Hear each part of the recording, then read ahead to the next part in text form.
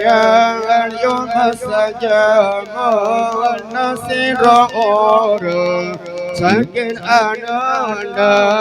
sabariwaya yun sajamo nasiro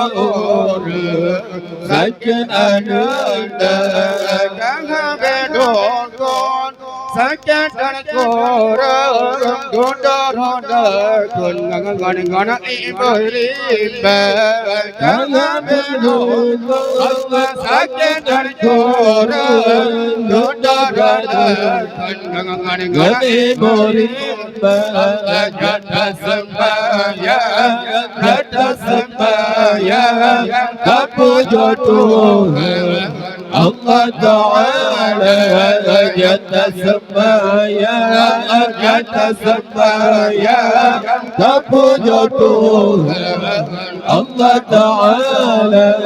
kawahai Tuhan kawahai ayah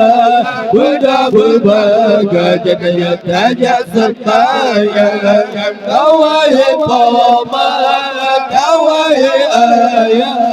Buddha berbagai jenis saja sembahyang Nabi Jaliyo Nyawan akan janjong Nyawan Gejabiha Bawa duduk Nabi Jaliyo Nyawan akan janjong Nyawan Gejabiha Bawa Kipan ya Rasul Wahai janjong Nyawan Kaloi lenduan Ngana iberiba Kipan ya Allah wahai janjong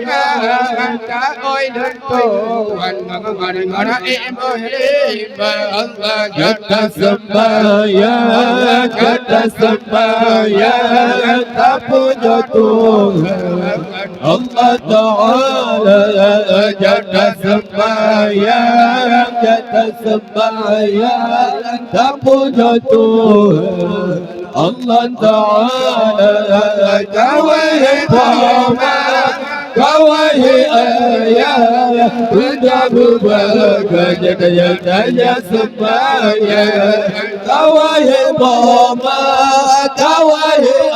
ayah Buddha berbagai jenis saja sembahyang Nabi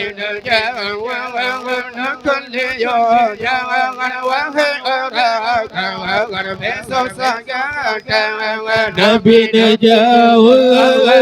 keliyo jangan bersorak kawahai kata kami tak orang yang tersembahyang orang Isra yang berpelepanan kami tak orang yang tersembahyang orang Isra yang berpelepanan jata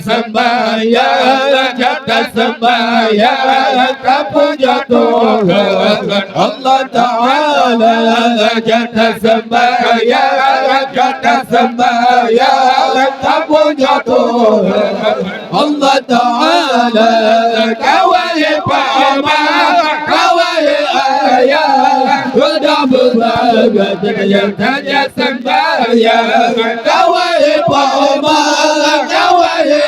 ayah Buddha berbagai jenis saja sembahyang